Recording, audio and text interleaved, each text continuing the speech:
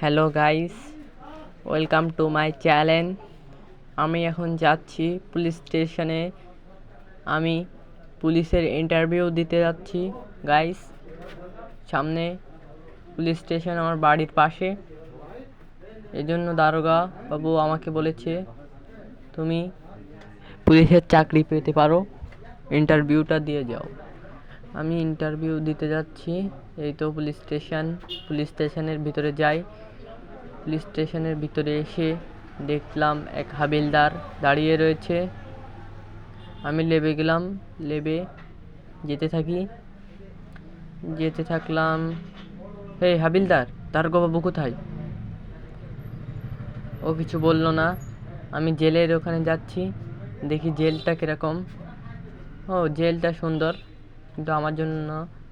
আমি বেরোয় দেখলাম দারোগাবাবু নেই, তা আমি বাইরে